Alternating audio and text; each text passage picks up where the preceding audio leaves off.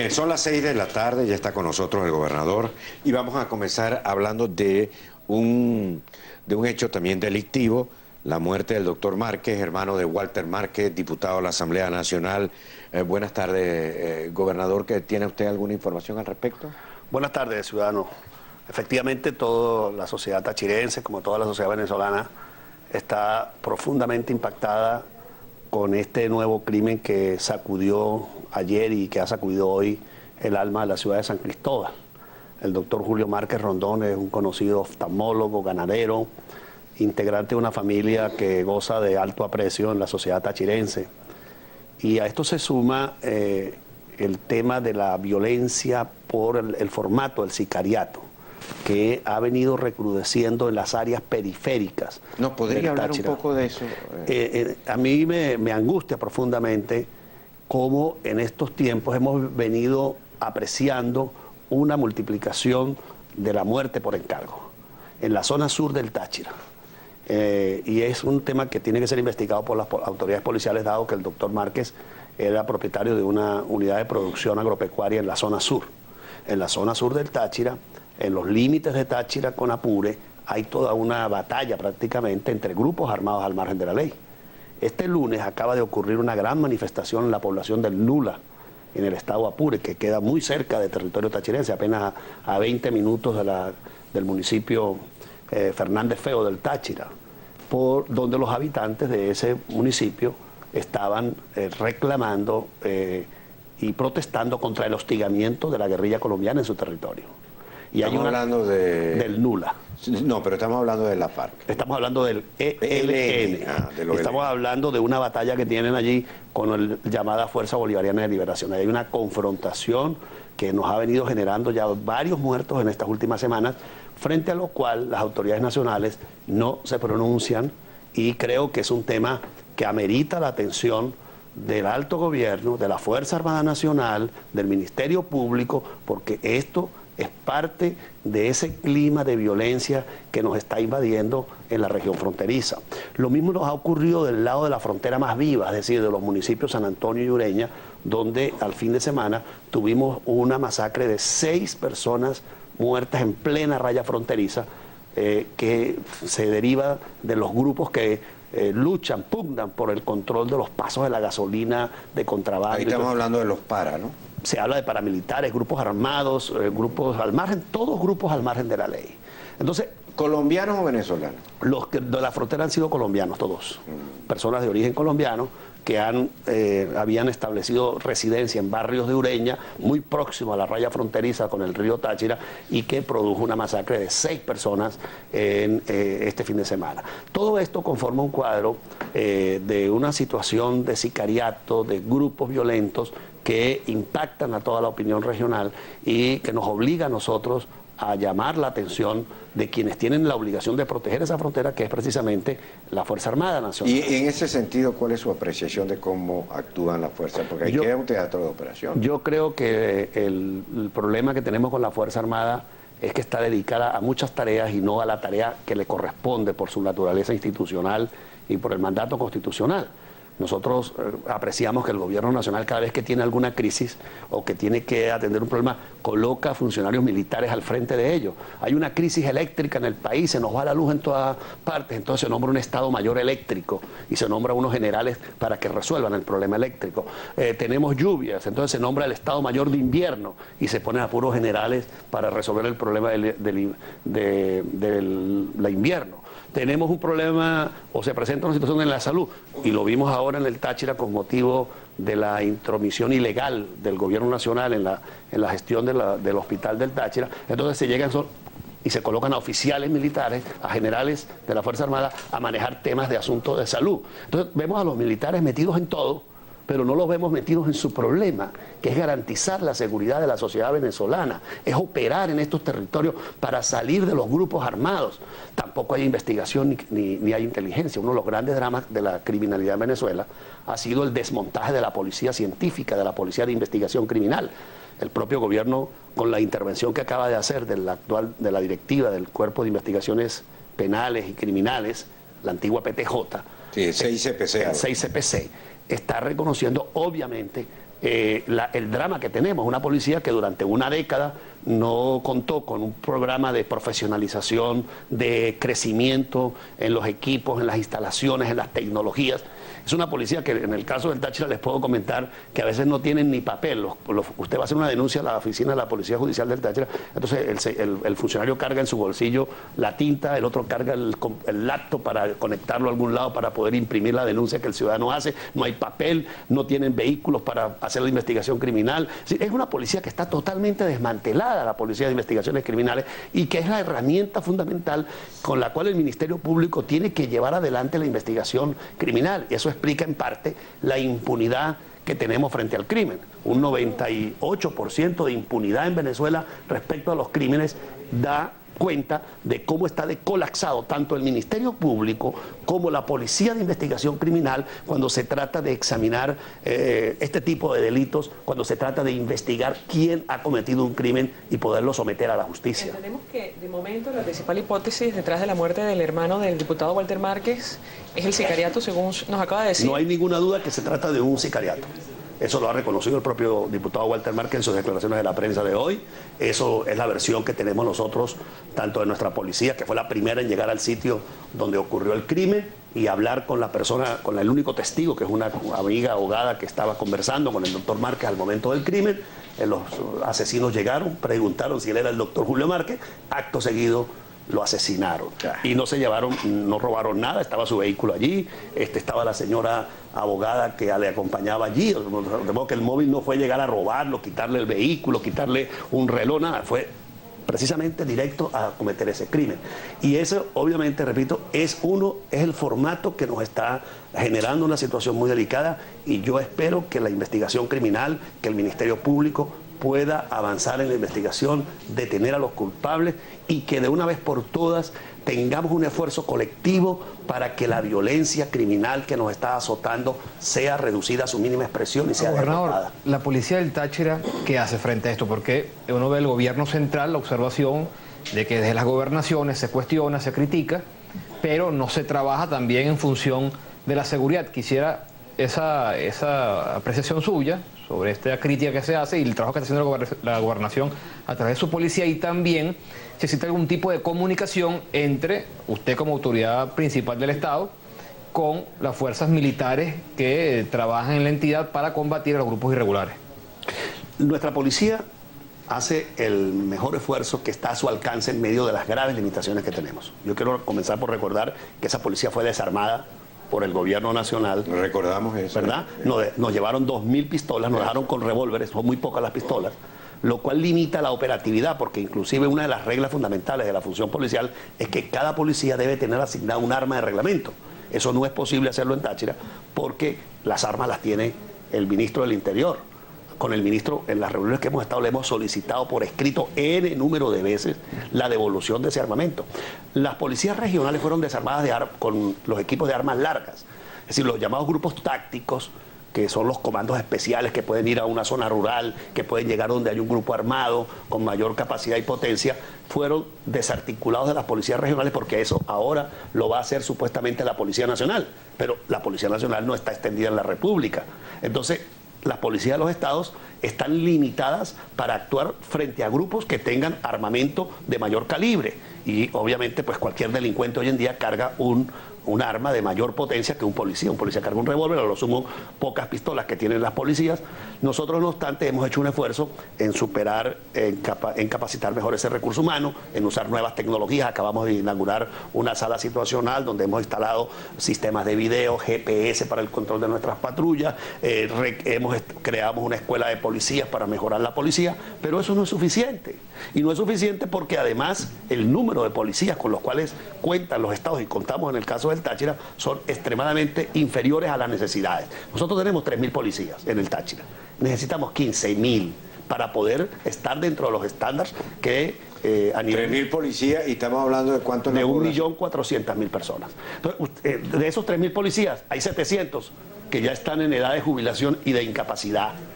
Entonces ya te quedan 2.300. Luego tiene un grupo de policías que están en trabajo de custodia de instalaciones, los que custodian el Palacio de Gobierno, los que custodian el Palacio de Justicia, los que custodian la Contraloría, el Palacio Episcopal, etcétera. Entonces ya usted se va quedando con 2.000 policías, algunos de ellos se enferman, piden permiso, y entonces el policía no puede estar las 24 horas, tiene turnos de 8 o 10 horas a lo sumo cuando hay una situación de emergencia. Entonces te vas reduciendo a 800 o 900 policías realmente operativos para una población de 1.350.000 habitantes. Bien, vamos a seguir hablando de este tema y muchos más.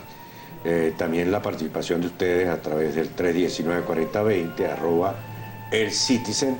6:18 de la tarde, continuamos acá conversando con el gobernador del estado Táchira, César Pérez Vivas. Gobernador, que una inquietud, una pregunta también en el aire, que le decía yo si había algún tipo de comunicación entre usted como principal autoridad civil del estado Táchira con las autoridades militares que están llamadas a combatir estos grupos irregulares que usted denunciaba actúan en la zona. Ninguna comunicación. Lamentablemente, una de las políticas más dañinas que ha impulsado el actual gobierno nacional ha sido el desconocimiento de los gobernadores que tenemos una postura ideológica diferente a la del gobierno nacional. Porque si eso ocurriera solo con uno puede tener alguna inquietud, pero cada vez que nos reunimos los gobernadores y examinamos cuál es el cuadro que está ocurriendo en cada estado de la República, encontramos un común denominador. No hay ningún tipo de coordinación, no hay ningún tipo de diálogo, es decir, las autoridades militares tienen temor de hablar con los gobernadores porque tienen órdenes expresas del presidente de la República de no colaborar, de no atender a las autoridades elegidas por el pueblo en cada uno de esos estados. Eso ocurre en el Zulia con el gobernador Pablo Pérez, eso está ocurriendo en Lara con el gobernador Henry Falcón, eso ocurre en Amazonas con el gobernador Liborio Guarulla, eso está ocurriendo en Miranda con el gobernador Capriles, en Carabobo, en Nueva Esparta. Entonces usted en Lara, me imagino. En Lara, terriblemente. Y además convierten a los altos oficiales de la Fuerza Armada en voceros político-partidistas, que participan del debate político. Entonces no hay ningún respeto por la autoridad del gobernador, que de acuerdo con la Constitución es el agente del gobierno nacional, del Ejecutivo Nacional, y es a quien corresponde la coordinación de esta política. Ahora, estos señores no se sientan con nosotros porque nosotros, al plantear los temas con toda la naturaleza, con toda la claridad, con que conocemos nuestras regiones, choca con lineamientos que ellos tienen del Poder Nacional. Mire, dígame una cosa, ¿se han enrarecido las relaciones entre Colombia y Venezuela? Mire, le digo por este detalle. Iba a haber una reunión y de repente se suspendió, la gente dijo que se había debido, era consecuencia de una declaración de Santos. Pero es que hoy hay una reunión entre el canciller de Venezuela y la canciller de Colombia. El objetivo de la reunión es reunirse para fijar cuándo se van a reunir. Entonces, los presidentes. No, los cancilleres. Los cancilleres. Entonces, ¿qué? Usted está allí, usted es la bisagra entre Colombia y Venezuela. Esa relación... El comercio como está, ¿qué ha pasado? Yo digo que es una relación de muchas apariencias. No es una relación realmente fructífera, creadora, productiva, porque en la frontera la situación sigue igual a la que teníamos al comienzo de la restauración de las relaciones. Es decir, no apreciamos que haya un crecimiento del comercio, las relaciones comerciales no han logrado reactivarse, pero en todo caso, para nosotros como región y como país, prefiero un clima, aunque sea un poco aparente, que un clima de tensión. Como el que había antes. Como el que había antes, porque el clima de tensión nos perjudica tremendamente. Y yo hago votos y abono a que haya una tranquilidad en esa relación, porque cuando se encrespan las relaciones, cuando se crean situaciones de tensión, la primera carne de cañón va a ser el pueblo tachirense, que está allí. Entonces, por eso yo siempre he sido partidario de que se mantengan las relaciones con Colombia. Inclusive cuando el presidente Chávez rompió relaciones con Colombia, me opuse públicamente a eso. Y el presidente me amenazó de enjuiciarme y le ordenó al vicepresidente que evaluara mi conducta porque era una especie de traición a la patria. Que lo acusaron de que usted que iba mucho a Colombia. Y no, yo sigo toda la vida, desde niño nosotros los tachirenses vamos para Colombia, vamos para Cúcuta, vamos para Bogotá, para Pamplona, eso es algo absolutamente... Se van para Colombia y para Caracas. Y para Caracas, eso es una tradición. Por eso es que tienen todos los tachirenses aquí a plano, para Caracas. Así es. Entonces, ellos tratan a veces de, digamos, como de intimidar o de crear un complejo porque nosotros tenemos digamos, una visión hacia Colombia, pero es normal por esa cercanía humana, por esa cercanía cultural, económica que existe, y nosotros necesitamos que haya una buena relación con Colombia. Pero lo cierto es que ese comercio que vivió el Táchira, donde se estaban trabajando alrededor de 7.000 millones de dólares de intercambio, que generó industrias, comercio, almacenes, generales de depósito, hoteles, restaurantes, todo ese desarrollo económico en la frontera, eso está en el suelo, y hay más de 10.000 personas desempleadas, subempleadas en este momento, como resultado de esa política equivocada de haber sacado a Venezuela de la comunidad andina y de haber roto relaciones con Colombia y haber deteriorado la relación comercial. A la coordinación entre el gobierno regional y el gobierno central, el tema de la vialidad. Ayer comentábamos unas declaraciones del ministro Francisco Garcés de Transporte y Comunicaciones. Él decía, vías del país están desatendidas por alcaldías y gobernaciones. De hecho, dijo, responsabilidad de gobernar para que lo hagan, sino que cedan el paso, lo dijo a los gobernadores y alcaldes. Y hoy, por ejemplo, el Universal, de hecho, publicó un trabajo especial que titula Vías de Miranda en manos del MTC están en deterioro. ¿Cuál es la situación con relación a este tema? La misma que está en Miranda. Eso, usted podría cambiar el titular y no, aquí dice Vías de Miranda. Le podría poner Vías del Táchira en manos del MTC, están en deterioro. Igual. Porque el señor ministro dice eso, pero a él se le olvida que ellos asumieron la competencia de la vialidad rural y la vialidad interurbana. Es una ley aprobada por esta Asamblea Nacional. Y nosotros somos testigos de lo que usted tuvo que hacer cuando fuimos a San Cristóbal con lo de las lluvias, medio conseguir aquellas máquinas para medio poder limpiar 7 aquello. meses solos nosotros. Después apareció un decreto de emergencia y yo dije, aleluya, va a venir recursos, van a venir a ayudar. Entonces llegaron, fue a ocupar las empresas medianas, que en el Táchira no hay empresas gigantes, pequeñas, medianas empresas, les quitaron las máquinas, las tienen a un general allá, mano militar arbitrariamente, quitándole el trabajo a la gente, destruyendo el poco capital que tienen las empresas y sin pagarles. Eso es un robo. Ellos le pusieron Operación Vida en los Andes y yo le puse Operación Atraco en los Andes, porque fue un atraco lo que el gobierno fue a hacerle a la gente allá sin invertir. Pero es parte, digamos, de ese doble juego. O sea, ellos tienen la responsabilidad porque modificaron la ley, le quitaron los recursos a los estados, le quitaron la atribución, porque además a veces uno se mete con recursos propios a trabajar en una vía nacional, entonces llega inmediatamente el ejército, la Guardia Nacional a impedirlo.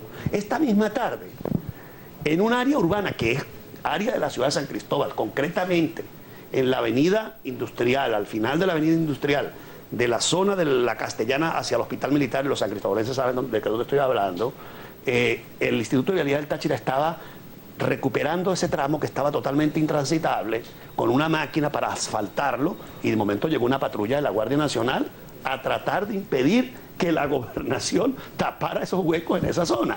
Pero eso nos ha ocurrido durante todos estos años. Mira, yo le voy a poner un ejemplo. Nosotros estamos construyendo en San Cristóbal la avenida La Guayana, y los tachirenses que me están viendo pueden valorar esto. Construyendo una avenida que comunica la avenida Carabobo con las nuevas instalaciones de la Universidad Católica del Táchira. Un proyecto que nos pidió la propia universidad y tenía un anteproyecto que nosotros adecuamos. Desde el año pasado, nosotros hicimos el proyecto en el 2009. En el 2010, en un crédito, en unos recursos adicionales, designamos un volumen de dinero para esa obra. Bueno, ese dinero permaneció durante 9 meses en el banco, porque el Consejo Legislativo, los diputados del Partido Socialista, nunca quisieron aprobar el crédito adicional. O sea, yo le mandé el proyecto, le mandé la solicitud de crédito adicional, aquí está el dinero, y durante 9 meses los señores no aceptaron el proyecto, lo rechazaron, ¿verdad? Entonces, ¿qué hice yo?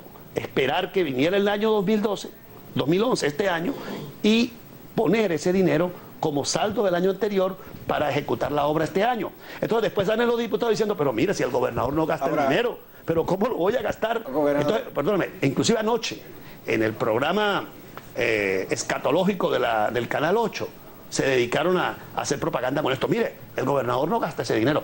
Pero señores, ¿cómo lo podemos gastar si los diputados del PSUV no autorizan los créditos adicionales? El dinero se queda ahí hasta tanto no haya una vía legal para gastarlo, porque hay que tener una autorización presupuestaria. ¿Cuándo tuvimos la autorización presupuestaria? Cuando el gobernador, de acuerdo con la ley, pudo reconducir el presupuesto. Arrancamos la construcción. Entonces vino el Ministerio del Ambiente y no nos deja avanzar porque hay 4 árboles allí que tienen 50 años, que es necesario derrumbarlos para poder abrir paso a una vía que atiende una zona, aplicando las compensaciones ambientales, que es sembrar árboles en otros lugares que permitan mantener la masa vegetal.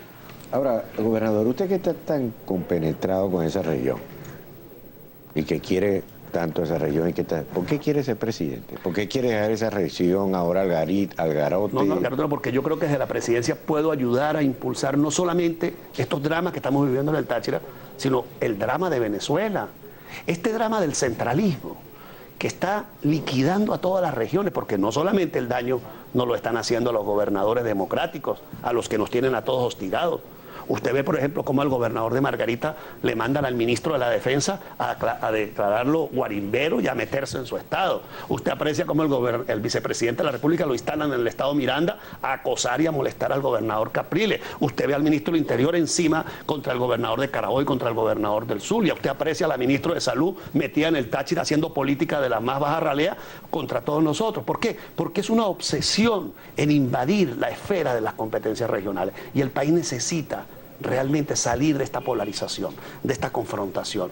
Nosotros lo que hacemos, perdemos demasiado tiempo defendiéndonos de todas estas agresiones, todos los gobernadores. Yo quiero ser un presidente que se siente a trabajar con todos los sectores de la sociedad, con todos los niveles del poder público, de una manera armónica, de una manera respetuosa, pudiendo buscar lo positivo que cada uno puede aportar en la tarea de recuperar la nación y no seguir en esta guerra de desgaste, en esta pérdida de tiempo, de recursos que significa la confrontación que el presidente le ha planteado al país y que se expresa en los sectores políticos que tenemos una representación de gobierno. Bien, 6:30 en punto, al regreso de la participación de ustedes y una pregunta que tiene guardado Chinese.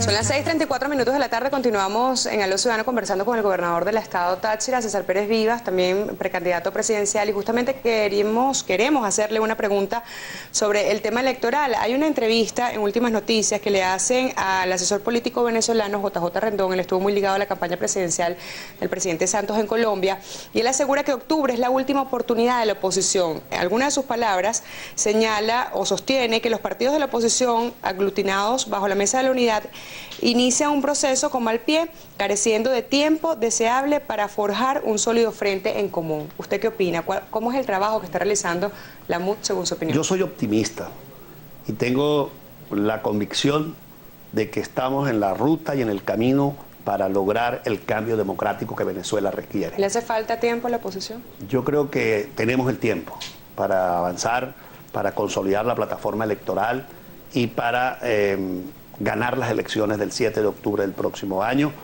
Respeto las opiniones, obviamente, que los analistas pueden ir generando, pero siento que los venezolanos están ya agotados de esta situación de polémica, de tensión, de destrucción de la nación, que los venezolanos están apostando a un cambio, y en la medida en que todos nosotros, los dirigentes democráticos, que trabajamos para que Venezuela recupere la modernidad, la paz, la concordia, el progreso de nuestro país, en la medida en que todos trabajemos en una sola dirección, en esa medida vamos a lograr una victoria contundente el 7 de octubre, y yo estoy seguro que eso va a ser así y que lo vamos a obtener con el esfuerzo de todos y cada uno de los venezolanos y de los demócratas que estamos luchando para el cambio en las elecciones del 7 de octubre. Otra llamada más por el 319-4020. Buenas tardes, ¿con quién hablamos?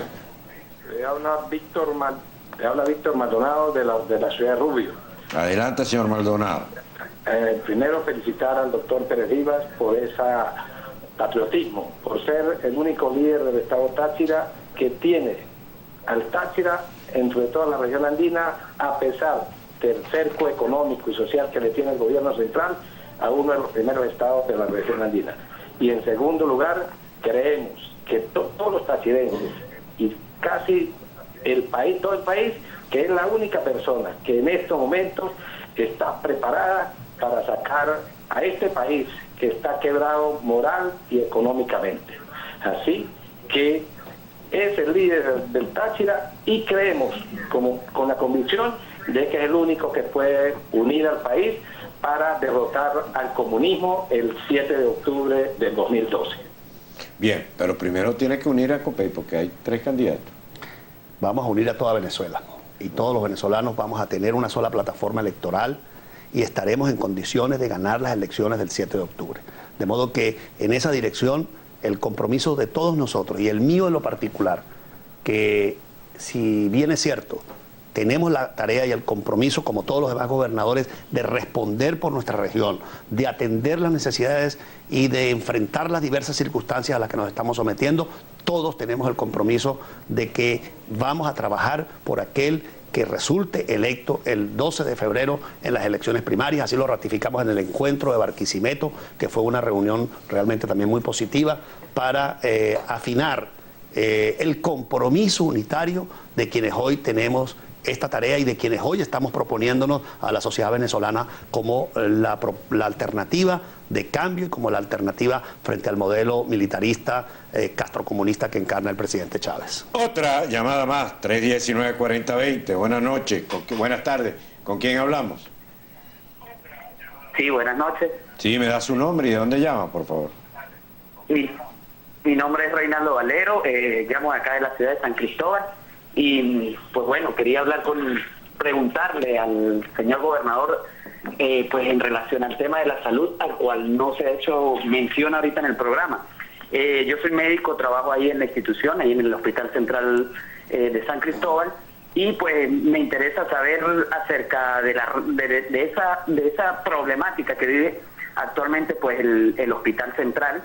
Pues siento que nos encontramos medio acéfalos con la dirección y con respecto pues a todos los pagos y bonificaciones que se nos ha ofrecido por la gobernación, y que hasta actualmente, desde que yo ingresé a trabajar aquí en el estado Táchira, pues se me ha cancelado al día.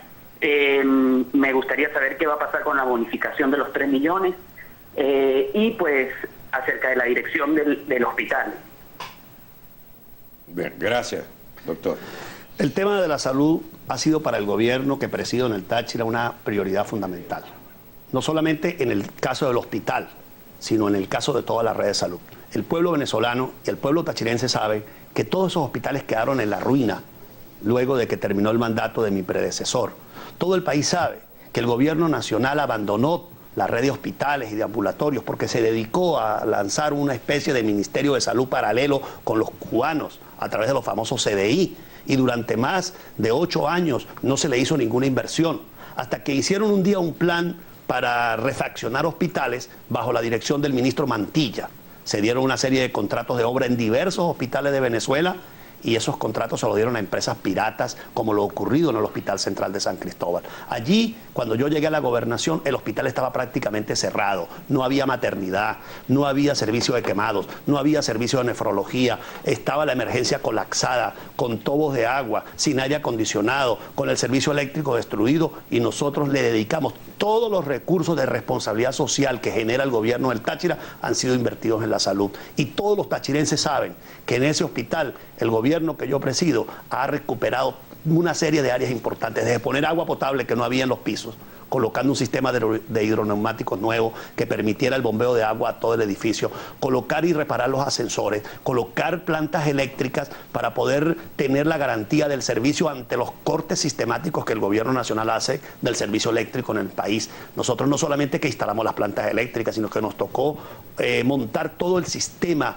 de cableado de la red eléctrica interna, porque durante muchos años se habían hecho una serie de conexiones que ponían en peligro la seguridad eléctrica de ese hospital. Nosotros creamos y pusimos en funcionamiento la unidad de cuidados intensivos para niños. Los niños se morían todos, hasta que nosotros montamos la unidad de cuidados intensivos y ahora la mayoría de los niños salen vivos. Nosotros pusimos en funcionamiento la maternidad, que la dejaron en ruinas, en tierra, en obra destapada, con las tuberías destapadas, con escombros. Nosotros hoy en día tenemos la mejor maternidad que hay en todo el occidente venezolano, está allá en ese hospital. Tenemos la unidad de quemados que la rehabilitamos y la pusimos a funcionar. Tenemos la unidad de nefrología que la habilitamos y la pusimos a funcionar. Reparamos el tomógrafo, creamos la unidad de cuidados cardiovasculares que tampoco existía en ese hospital. Es decir, le hemos hecho un esfuerzo tremendo. Quedaban 2 o 3 áreas que el Ministerio de Salud intervino. Entonces ahora aparece la señora ministro con la idea de retomar el hospital, y entonces le cae a porra a pisos que estaban buenos, a áreas que no necesitaban trabajo, para dar una sensación de que van a recuperar el hospital que ellos intervinieron físicamente y que dejaron en ruinas, es decir, una operación para tapar eso. ¿Cuál es la situación hoy y que preocupa al médico que acaba de llamar? Los compromisos laborales del gobierno del Estado. Mientras el gobierno del Estado tenga, digamos, la competencia de administración del hospital, nosotros haremos todo el esfuerzo a nuestro alcance para cumplir los compromisos como lo hemos cumplido. A los médicos del Táchira, es el único estado de Venezuela donde hay un bono especial de productividad para los médicos. ¿Por qué? Porque cuando llegué a la gobernación no habían médicos en los pueblos, en los hospitales.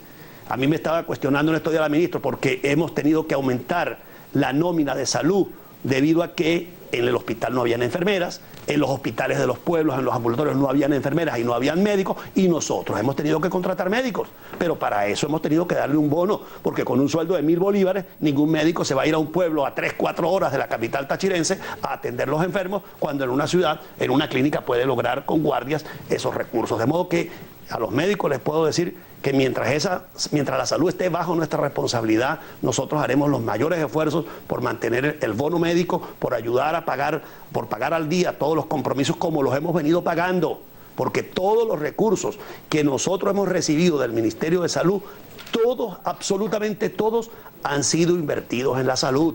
Ni un solo bolívar que haya sido asignado al Ejecutivo del Táchira para el tema de la salud se ha gastado en otra cosa que no sea precisamente en el sistema de salud. De modo que eso está allí, y aunque lamentablemente en estos días la señora ministra de Salud dio una declaración tratando de confundir al pueblo del Táchira y al pueblo de Venezuela en ese tema, ahí están los documentos y ahí están los elementos de prueba para que en los entes correspondientes debatamos ese tema. 6:45 minutos, hacemos una breve pausa y seguimos con ustedes. 6:48 minutos de la tarde, continuamos con el gobernador César Pérez Vivas y rápidamente le formulamos una pregunta que nos llega vía Twitter como una inquietud. Dice para Pérez Vivas: si el gobierno desconoce a los gobernadores democráticos, ¿cómo será el 2012 con un nuevo presidente? Le pregunto, ¿cómo visualiza usted el proceso de transición? Bueno, yo creo que lo fundamental para la nueva etapa que el país va a transitar luego de las elecciones presidenciales y luego de que la Unión Democrática Venezolana alcance la victoria y tengamos la posibilidad de conducir la vida del país, será la del respeto y la convivencia entre todos los sectores de la sociedad, el respeto al orden constitucional. Un gobierno como este, que desconoce a las autoridades legítimamente elegidas de las regiones y de los municipios porque no participan de su visión, obviamente no contribuye a resolver los problemas de la gente, y lo fundamental para nosotros va a ser la solución a los múltiples problemas que afectan al país y para lo cual requerimos de la unión de todos los venezolanos. Por eso hemos hablado, y yo lo he insistido muchísimo en todas mis intervenciones en diversas regiones de Venezuela, de la necesidad de la reconciliación del país, del entendimiento, del respeto entre los diversos actores, aunque piensen diferente a uno, poder escuchar y trabajar para que los problemas de la gente sean resueltos y dejar a un lado esta diatriba absolutamente improductiva que nos hace tanto daño. Gobernador, a un comentario que hacía el ciudadano, sabemos que hay sectores de COPEI que quieren un único candidato para el partido y en este momento hay 3 aspirantes. Si no hay un acuerdo antes de noviembre, igual el gobernador del Táchira se va a inscribir entre el 1 y el 3 para participar en las primarias de la oposición. Yo me inscribo si mi partido me inscribe. Bueno, gobernador, yo le pregunto, ¿por qué ahorita? Es que va por ahí, mi pregunta va por ahí, porque eso. Yo lo que no entiendo, andino, claro, pero es que yo creo que lo interesante es que yo no entiendo, y quisiera que usted explicara por qué usted ya no es el candidato de COPEI. Me explico, en realidad el único candidato que tiene votos es usted. ¿Por qué decimos esto? Bueno, ganó unas primarias en Táchira, es gobernador de Táchira, está en un cargo de representación popular con los votos de la gente, es decir, es el único de los 3 que tiene votos. Entonces, ¿por qué no es el candidato de COPEI? ¿Hay diferencias en el partido? ¿Hay diferencias con la dirección del partido que prefiere no apoyarlo a usted y está viendo otras opciones? ¿Qué es lo que ocurre allí? Esa pregunta a los directivos del partido. Yo he colocado mi nombre al servicio del partido, del país. Quiero ser presidente de Venezuela, quiero que mis compañeros acompañen esta propuesta. Obviamente hay otros aspirantes que son venezolanos y compañeros meritorios que también están poniendo su nombre y ya estaremos esperando que se dé la solución para nosotros avanzar hacia el 3 de noviembre. COPEI en una alianza con otro partido, con otro candidato. Yo creí que su pregunta venía por ahí. No, primero eso, luego esa otra observación que hace el ciudadano, porque incluso pudiera ser que haya una unión de partidos. Es que en medio de las alianzas que se están tejiendo, que incluirían a otros partidos, como por ejemplo Acción Democrática, incluso COPEI estaría viendo candidatos más bien distintos a los socialcristianos. Y se plantea incluso el caso de Antonio Ledesma como una opción que pudiera estar estudiándose en la dirección de COPEI.